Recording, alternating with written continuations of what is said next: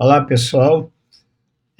Um exercício da parte de matemática financeira envolvendo juros compostos e juros simples, a chamada convenção linear, ok? Então, vamos para o nosso problema, que diz assim: uma conta de R$ 1.000 foi paga com atraso de 2 meses e 10 dias. Considere o mês comercial, isto é, com 30 dias. Considere também que foi adotado o regime de capitalização composta para cobrar juros relativos aos 2 meses e que, em seguida, aplicou-se o regime de capitalização simples para cobrar juros relativos aos 10 dias. Se a taxa de juros é de 3% ao mês, o juro cobrado foi de... Eu vou fazer algumas considerações antes de resolver o problema, que é o seguinte: quando nós trabalhamos em juros compostos, nós temos uma fórmula básica que é assim, o montante é o capital que multiplica 1 mais o I elevado a N, onde o M é o montante, o C é o capital, o I é a taxa ajustada ao período de capitalização, ou seja, a taxa acompanha no juro composto o chamado período de capitalização, que significa de quanto em quanto tempo são determinados os juros. Então, por exemplo, se você tem uma aplicação e o cálculo do juro é mensal, então o período de capitalização é mensal. Se o juro é calculado de 6 em 6 meses, então o período de capitalização ele é semestral e assim por diante. Então, o I é uma taxa ajustada ao período de capitalização e o N é a quantidade de capitalizações. O N não é o tempo, é a quantidade de capitalizações. Então, por exemplo, se você aplica um capital durante um ano, 12 meses, e as capitalizações ocorrem a cada trimestre, então, durante o ano, você tem 4 capitalizações, já que elas ocorrem a cada 3 meses. Ao trimestre, o N vale 4. Muito bem. Imagina um problema assim, Você tem um exercício, um exemplo número 1, onde nós tenhamos umas capitalizações, imagina assim, as capitalizações são mensais e você está trabalhando com um tempo igual a 3 meses. Então, se eu tivesse capitalizações mensais com tempo igual a 3 meses, nós teríamos um valor do N igual a 3, não é isso? Porque iriam ocorrer 3 capitalizações. Eu tenho um esquema assim, Eu tenho aqui a data zero, onde aplica-se o capital, aí vem tempo igual a 1, tempo igual a 2, tempo igual a 3, mensais. Então, este capital, ele vai dar para a gente um montante lá no final do terceiro período, com 3 capitalizações.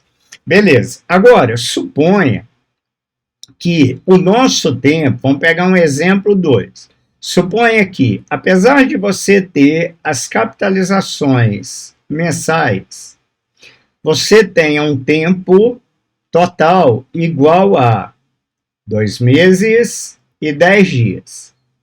Suponha isso. Concorda? Eu tenho, no meu problema, eu tenho um esquema assim, Eu teria aqui o tempo zero. Deixa eu limpar melhor a tela aqui. Eu teria aqui o tempo 0, aí o tempo 1, o tempo igual a 2 e o tempo igual a 3. Qual é o problema? Que eu não tenho um período completo no final.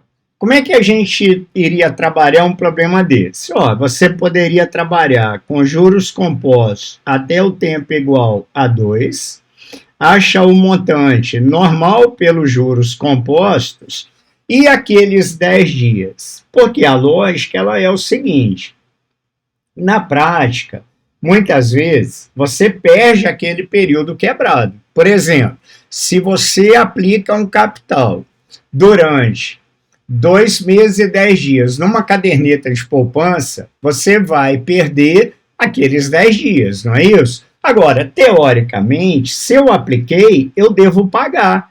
Então, uma maneira de se calcular seria, você determina o montante do juro composto nesse período e reaplica ele nos 10 dias trabalhando com juros simples. Quando você trabalha desse jeito, você está trabalhando pela chamada conversão linear. A conversão linear, ela é interessante numa prova, porque você aplica o juro composto até onde possível. Pega aquele montante e reaplica ele, só que a juros simples durante aquela fração do período. Se você repara agora, é exatamente o que nós temos aqui no nosso problema, né? Só que o exercício, ele não falou em convenção linear. Ele falou, ó, você aplica a juros compostos e depois você aplica a juros simples. A mesma coisa. Bastaria ter dito para a gente que é o tempo de 2 meses e 10 dias, as capitalizações mensais, e você deve assumir a convenção linear para o seu trabalho. Então, o primeiro cálculo nosso, refazendo aqui o nosso desenho, nós temos assim, ó, aqui o tempo 0, aqui mês 1, aqui o mês 2. E aqui a gente tem esse pedacinho aqui, essa parte, que equivalem a 10 dias, ok? Na verdade, nós teríamos nesse ponto o mês 3. Muito bem, nós vamos primeiro trabalhar o juro composto, determinar o montante dele. Vou chamar de M1, é o montante do juro composto. Depois nós vamos reaplicar esse montante durante 10 dias. E nós vamos determinar qual é o juro, trabalhando em juros simples. Muito bem, o problema só que é o total dos juros e não o montante. Então vamos lá, aqui é a parte 1 do problema, que é juro composto, e aqui é a parte 2 do exercício. A parte 1, bom, eu já expliquei lá, o montante é o capital, que multiplica 1 mais o I, que é a taxa mensal, na forma unitária, sem a porcentagem elevado a N. Então, isso é, o montante vai ser o capital, que é 1.000, vezes 1 mais a taxa. A taxa é 3% ao mês. Então, é 0,03 durante 2 meses. Então, o M1, que é o montante do juro composto, lembra, a gente está trabalhando em juros compostos, então o M1 vai ser igual a 1.000. Bom, aqui você tem uma conta, né? 1,03 elevado a 2, essa potência, ela dá 1,0609, que multiplicado por 1.000 vai dar R$1.000 e R$60, né? R$1.060,90. Então, a dívida, se ela fosse paga ao final do segundo mês, você pagaria por ela R$1.060,90. Mas repare, nós ainda temos juros de 10 dias, então vamos calcular ele. Vou deixar a tela mais limpinha para a gente. Agora, nós vamos trabalhar no juros simples. A fórmula básica do juros simples é J igual a CIT. Lembrando que a taxa e o tempo deverão estar na mesma unidade, sempre. Então, eu tenho uma taxa de 3% ao mês, ok? E um tempo igual a 10 dias. Isso aqui eu não posso substituir. A taxa de 3% ao mês, colocando ela para dia, para ficar na mesma unidade do tempo, seria 3 sobre 30% ao dia. Então, essa é a minha taxa. Simplificada, 1 sobre 10. A taxa é 1 dividido por 10 ao dia. Então, juro cobrado vai ser capital 1.000 10,60 vezes a taxa. Agora repara, eu tenho 1 sobre 10 em termos percentuais. Então, vou eliminar a porcentagem, colocando 100 no denominador, multiplicado por um tempo igual a 10 dias. Simplifica, repara. Então, o valor do juro aqui vai ser 1.060,90 dividido por 100. Eu vou trazer a vírgula para cá, né? Então, vai dar R$10,609. Então, aproximadamente 61 centavos.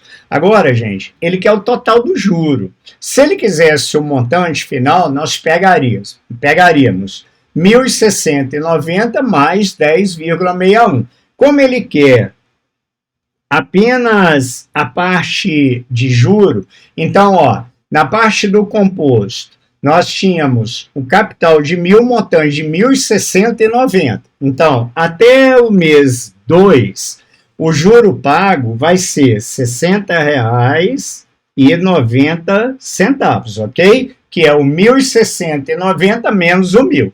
Esse daqui é o juro pago no juro composto, mais o juro pago no simples, que é 10,61. Então, isso aqui vai dar, somando, ó, vai dar 1, 9,615, vai 1, 6 e 1, 7, R$71,51. Então, só reforçando para vocês a ideia que a convenção linear é isso. Aplica juro composto no número inteiro de períodos e aquela fração que sobra você aplica juros simples. Ok, pessoal? Então, assim, tá aí o exercício resolvido. Acho um problema bastante interessante, bastante bacana, tá? E até o nosso próximo vídeo, até o nosso próximo trabalho. Bons estudos!